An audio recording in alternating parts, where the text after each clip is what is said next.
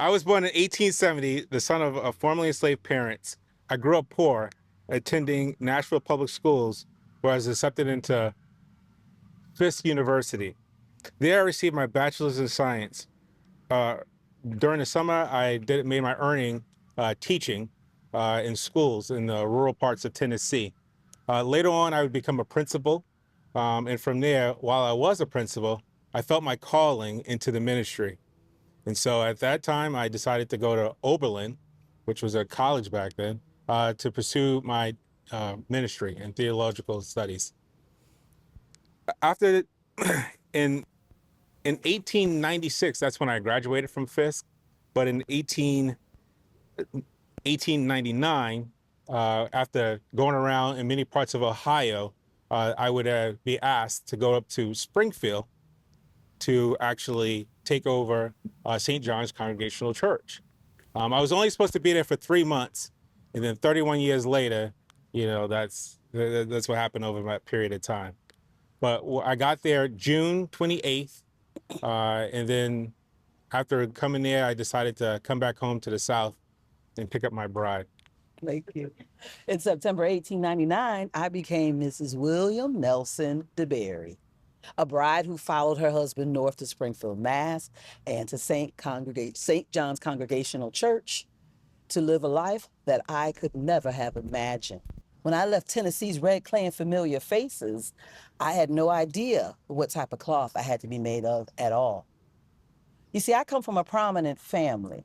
The Matiziks name carries a lot of weight in Tennessee, especially in agriculture and construction. But this was different for me. I wasn't well known here. I was a Southern girl in a northern city. I was a woman, a wife, who stood beside a man whose voice was heard by hundreds of people every Sunday. And God did bless us, though. He gave us a reason to rise every morning, giving us 2 children, Charlotte and Anna. And do you know what it means to raise children in a pastor's house? You must teach them that their father is their own, but their father is also the congregation's. Thank you. At that time, my congregation was only made up of 100 people, but there were 1,200 African Americans that resided in Springfield at the time. I was given the charge to inspire them and to grow the congregation at the time. So back then, the church that I had formed was 2 churches. One was the Sanford Street Free Church, and the other one was the Quincy Street Mission.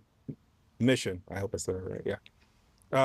So back then, I realized that what I needed to do was to develop material to be inspirational to the Negro community.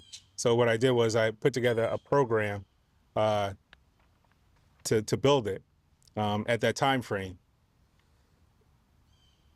In 1911, what we did was we actually raised the funds to build a bigger church back then. So I said, it is at Hancock and Union Street. By December 3rd, 1911, that's when we had finished. In 1914, Lincoln University in Pennsylvania, they were the ones who would confer me my doctorate in divinity. So then I would be known as Reverend Dr. DeBerry. And under Dr. DeBerry, Reverend DeBerry's leadership, we formed the St. John's Inspirational Activities Corporation. So under that umbrella, we opened up the St. John's Parish Home where we resided, and they also had space for working girls and women. We also opened the Free Employment Bureau, and we taught night school for those who wanted to learn domestic science from men and women. We also opened the Women's Union Club and the Boys Club for social and sports activities to keep those young people out of trouble. Yes. With the Negro population of Springfield doubling between 1917 and 1922, it was our response. So what we decided to do was acquire property on Quincy Street and Orleans Street, which is right down the road over there. You guys are a little bit curious.